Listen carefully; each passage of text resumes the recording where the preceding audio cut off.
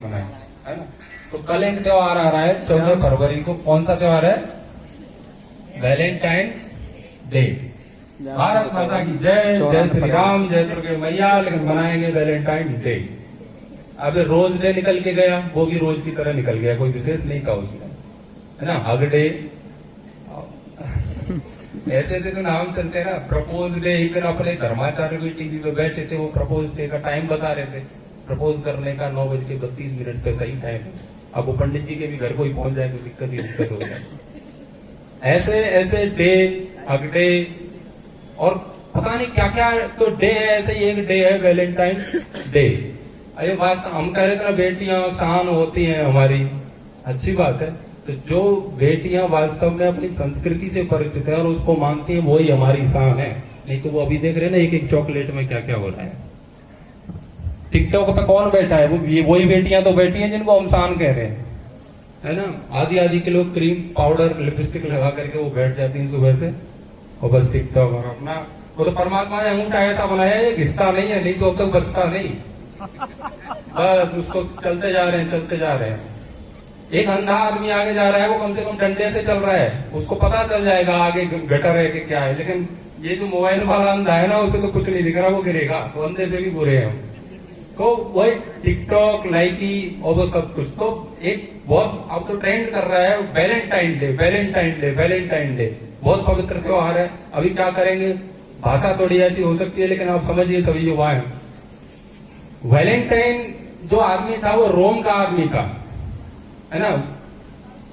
Valentine के बारे में वैसे कुछ लोग जानते होंगे, लेकिन इस चीज को मुझे बताने की इसलिए आवश्यकता पड़ रही है क्योंकि कल का ही त्योहार है, लोगों को मनाना भी है। तो वैलेंटाइन जो है ना, वो रोम का एक व्यक्ति था। वो क्या करता था, वो एक चर्च में पादरी भी रहा है। तो जब उसे भारतीय संस्कृति का पता चला कि भारत में कोई भी व्यक्ति एक स्त्री के अतिरिक्त दूसरी स्त्री नहीं रखता है, और एक स्त्री एक पुरुष के अतिरिक्त दूसरा पुरुष नहीं रखती है। एड्स जो फैली है ना, वो एक्वायर्ड इम्यून डिफिशियंसी सिंड्रोम, वो सब यूरोप से ही आया है। ये सारा सिस्टम वहां से आया है। तो जब उसको पता चला कि ये भारत में ये बीमारी क्यों नहीं होती है, तो उसने जो पाया, उन्होंने कहा इनकी जो पारिवारिक व्यवस्था है ना, वो सबसे उत्तम सर्वोत्कृष्ट है। शादी करना वहां पे यूरोप में पहले लोग ज्यादा इतनी शादी नहीं करते थे। अपन यहाँ कहते हैं ना, ये शादी की मेरी 21वीं वर्षगांठ है। वो शादी होती जो कहते हैं ये मेरी 21वीं पत्नी है ना। उनका ये सब कुछ बदलने वाला सिस्टम होता है। तो वहां से बीमारियां उनकी शुरू होती हैं। तो वैलेंटाइन ने जब इसका अध्ययन करना शुरू किया, तो उसने क्या किया कि जो लव मैरिज करते ना लोग, तो मैरिज तो करते नहीं थे, वो लव का फंडा चला रखा है। तो वो क्या करते थे कि उनकी शादियां कराते थे। वो कहते थे कि भैया तुम शादी कर लो, फिर चाहे अकेले में जो भी कुछ जो को करना है, परिवार बसा लो। आप इधर उधर कुत्ते देखे ना, आज किसी के साथ कल कहीं कहीं, तो जिसको कहते हैं वेस्टर्न स्टाइल कहीं, कुत्ता कल्चर इस देश में बहुत ज्यादा चल रहा है। और उसका बहुत अभी कहां से आएगा, ये सारा टीवी पर दिखाया जाएगा, और उसको लोग उसका पालन भी पूरा पूरा करेंगे और उसका इंतजार कर रहे हैं। ध्यान रखना, जो भी लोग, जो बच्चे है ना, वो वैलेंटाइन डे का इंतजार कर रहे हैं ना, ध्यान रखना आपकी बहन भी वैलेंटाइन डे का इंतजार कर रही है। आप किसी के साथ गलत करोगे, आपके साथ भी गलत ही होगा। ये सारी चीजें यूरोप से चली आई। तो उन्होंने जब सबकी शादी कराना शुरू किया, तो ये बात वहां का सम्राट जो था ना, वो उसका नाम था क्लॉडियस। क्लॉडियस ने कहा कि ये तो हमारी संस्कृति को नष्ट भ्रष्ट करना चाह रहा है, जो हम ऐसे ही आनंद ले रहे हैं, इसमें तो ये रोक लगा रहा है, बाधा बन रहा है। तो उन्होंने क्या किया था, उसको लटका दिया सूली पर। पहले खुलेआम फांसी देते थे यूरोप में, तो उसको फांसी पर लटका दिया। उसने उसका विरोध किया, तो उसने बात मानी नहीं वैलेंटाइन ने उसकी।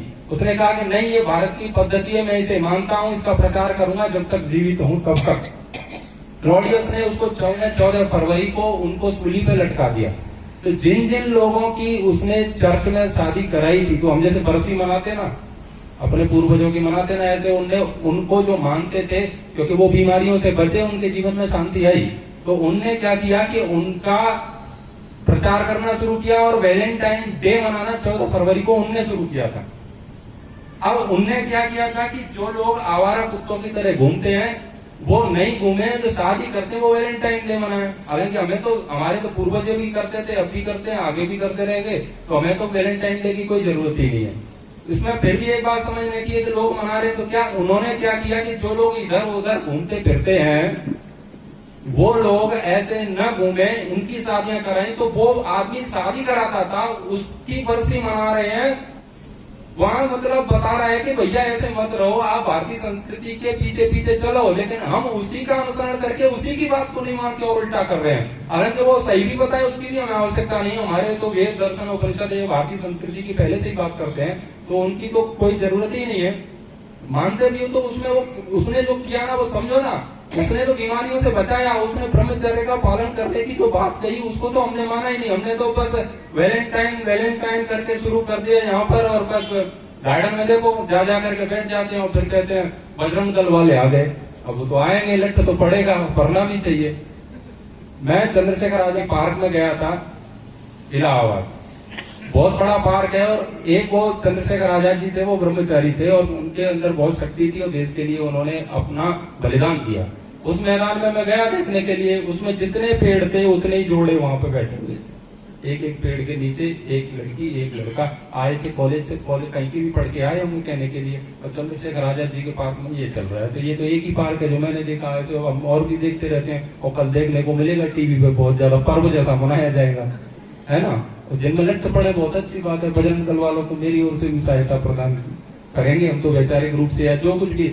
ये संस्कृति कुत्ता कल्चर इस देश में अब नहीं चलना चाहिए। तो बेटियां जो होती हैं वो शान होती है, वो तभी होती है जब वो अपने धर्म का अनुकरण करती हैं, अपनी बात को समझती हैं।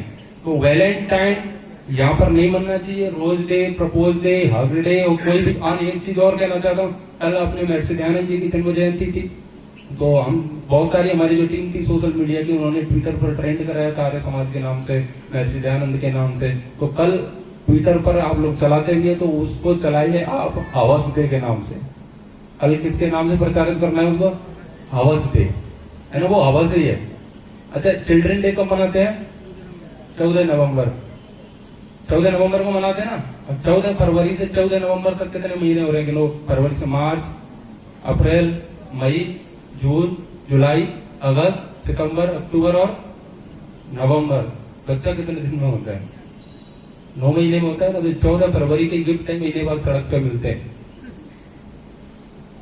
अभी सबसे ज्यादा गर्भ निरोधक गोलियां जो होती है ना, उनका सबसे ज्यादा बिक्री इसी समय में होती है, फरवरी के महीने में। ये कंपनियों का आंकड़ा है, मेरा घर का नहीं है। फिर जहाँ जाते डस्टबिन में मिलते हैं ना, फिर वहां हम सुनते रहते हैं टीवी पे बैठ के, यहाँ पे कचरे में बच्चा मिला, वहां पे मिलेगा, तो ये गिफ्ट दे रहे। किसके नाम पर? प्रेम के नाम पर। यहाँ जैसे धर्म के नाम पर पाखंड चलता है ना, ऐसे प्रेम के नाम पर व्यभिचार चलता है इस देश में। और बोलते रहेंगे जय श्री राम लगा लगा के तिलक और पता नहीं क्या क्या। और किसकी बेटियां हैं वो? हम सभी की तो है वो। कौन है वो? तो हमको ये सारी संस्कृति को अपनाने की आवश्यकता नहीं है। तो कल कौन सा डे है? हवस डे, है ना। कोई भी पूछे तो बता दो। और वैसे बलिदान दिवस भी कह सकते हैं, पुलवामा अटैक जो हुआ था उसको भी आप समझ सकते हैं। तो जिन्होंने देश के लिए जान दे दी उसका तो कोई अता पता नहीं है। सरकार ने भी लंबी लंबी घोषणा की थी, लेकिन उनको जो जितना देने की बात की थी वो वहां पे कुछ गया भी नहीं है। एक असलियत है। तो ये संस्कृति का अंधानुकरण न करें। और वैलेंटाइन जो था वो था, जिसके लिए था, वो हमें मनाने की कोई जरूरत नहीं है। तो इसको बलिदान दिवस के नाम से, और आसाराम बापू ने जो चलाया था इसको मातृ पितृ पूजन दिवस, माता पिता को पूजो उस दिन। और भी कई सारी चीजें हैं। तो वैलेंटाइन डे इस देश में घुसा है, उसने हमारी बच्चियों का और बच्चों का सत्यानाश किया है। ऐसी संस्कृति का अंधानुकरण न करें। और सबसे पहली बात पे आता हूँ, उसके पीछे कौन सा सिद्धांत तो भूले हम, कि परमात्मा हमको नहीं देख रहे हैं। इस संस्कृति को हम समझते हैं कि परमात्मा सर्वव्यापक है, तो वास्तव में हम वो भी नहीं करते, क्योंकि वहां जाके देखते हैं ना कि माँ बाप हमें देख नहीं रहे, कोई हमें देख नहीं रहा है, जो करना है करो। अगर हमें ध्यान में होता कि परमात्मा हमें देख रहा है तो हम वो भी कर्म नहीं करते। तो विदेशी संस्कृति को छोड़ करके अपनी संस्कृति पे गौरव करें और समझें इस बात को कि हम कहाँ जा रहे हैं और किसके पीछे पड़े हुए हैं। तो आप सभी के समक्ष मैंने कुछ छोटी सी बात रखी अपने समय में। आप सभी ने मेरी बात को सुना, और केवल सुनने से बात नहीं होगी, इस पे विचार करें, और आशा है कि आप विचार करेंगे। आप सभी को बहुत बहुत धन्यवाद।